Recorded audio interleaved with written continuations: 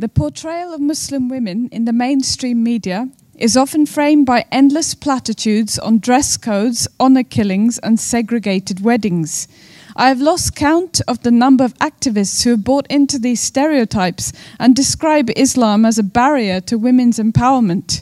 This is patronizing to feminists across the world who are actively campaigning for the rights of women through an Islamic paradigm, such as my associates at Inspire, Making Her Story, and many of you in this room. Dr. Soraya Cheruvalil Contractor's own research on British Muslim women's voices found strong, active, and socially integrated women who were using their difference to build spaces where difference and diversity could be discussed and patriarchy could be challenged.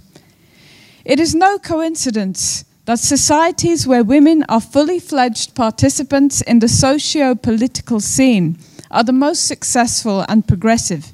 And this was given ample recognition in the early days of Islam, when the Prophet Muhammad, peace be upon him, appointed women to positions of authority, took their advice on political matters, and even fought alongside them on the battlefield. Not only are men and women described in the Quran as being created from a single soul, but Islamic history is packed with examples of gutsy women, such as the Prophet's first wife, Khadija, a successful businesswoman 15 years his senior, who proposed to him. In 21st century Britain, however, we have a mishmash of cultural practices masquerading as Islam and rigid, hyper-conservative interpretations of the religion itself that have led to unjust outcomes for women and other minorities. These must be challenged both from within Muslim communities and outside of them.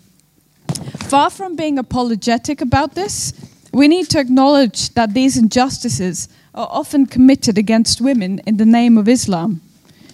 This will involve challenging the underlying power structures that seek to deprive women of genuine participation and influence, power structures that are underpinned by a toxic combination of individual egos, pseudo-religious justifications, and a lack of accountable leadership. A pertinent example is the group of women at Hounslow Mosque who were barred from voting in mosque elections. Having exhausted the option of mediation with mosque elders, they took the mosque to court and won. However, our involvement with democratic structures and processes is not just limited to fixing problems as they occur, but embarking on a proactive strategy of meaningful engagement. For instance, I co-facilitated a young Muslim leadership network project with the Citizenship Foundation over an 18-month period from 2009 to 2011. One of the outcomes was a short documentary film on the hijab, or headscarf, made by 16 to 21-year-old Muslim students, which revealed how to deconstruct stereotypes surrounding women who wear it, as well as those who chose to remove it. It is rare that the full range of diverse, nuanced positions gets a proper hearing in the mainstream or even the independent media. Too many outlets either seek to denigrate Muslim women's choices wholesale or end up acting as apologists for deeply reactionary and oppressive practices. Channel 4's debate on the niqab ban from October 2013 was, on the face of it, an exception. We actually saw a whole audience of niqabi women and heard their voices on a policy that will affect them, as opposed to men talking over them and making those decisions for them.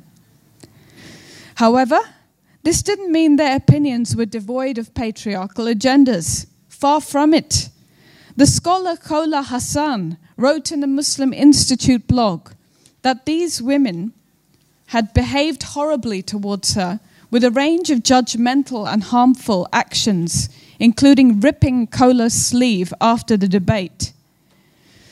There is a whole host of funding streams which aim to encourage Muslim women to speak out on issues that affect us and become active citizens. But what we don't hear much about is the corollary of this, the contradictory yet intertwined agendas that seek to co-opt our voices for their own ends. There is an example of a woman who spoke out against unjust practices within a particular movement, decided to withdraw after hearing challenges to her words from one side, and ended up being used as a pawn between the right and the left, with unauthorized media coverage going out on this story and her own private communications twisted and put in the public domain. As activists who challenge oppressive practices within our own communities, as well as wider society's treatment of Muslims more generally, one has to tread a very fine line and be wary of trusting the wrong people. This leads to a lot of people having to work in a climate of fear and anxiety, which occasionally threatens to overshadow or hinder our work as progressive Muslim activists. So, what can we do about this? First, I would encourage Muslim women to engage in advocacy on issues that affect us all, as opposed to solely Muslim women's issues or even Muslim issues. One of the most successful interfaith initiatives I have been involved in is People Like Us Interfaith, which showcased Muslim, Jewish, Sikh, humanist, and other perspectives on massive topics like bereavement, education, and work. The People Like Us steering committee received strong feedback from attendees to our inaugural event at the Wolf Institute in Cambridge in April 2013. They talked about the great atmosphere of interfaith collaboration in the room, thought the topics were well chosen, and praised certain speakers for their insight into multifaceted and sensitive topics that affect us all. One attendee remarked how poignant it was for a humanist funeral celebrant and a Muslim to talk about their experiences of bereavement and find out how much they had in common. Also, Plus facilitated the establishment of strong working relationships. The humanist celebrant who spoke on the bereavement panel invited BMSD's director to speak on a panel at Alain's School on encountering faiths and beliefs in November 2013 with a Jewish interfaith worker, a vicar and LGBT advocate, and the ex-Muslim author of the Young Atheist's Handbook.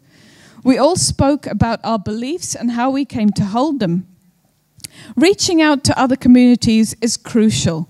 We can share good practice with them, help them learn from our mistakes, and get some perspective when it comes to our own problems. Further, I have lost count of the number of times that humanists and other non-religious activists have shown solidarity with me. On the whole, they feel more empowered to do so than many Muslims. Secondly, cultivate solidarity networks within Muslim communities. When I appeared on last week's Dispatches program about regressive policies in some faith schools, a certain Facebook user said I had as much right to talk about Islam in public as Rolf Harris did about child abuse.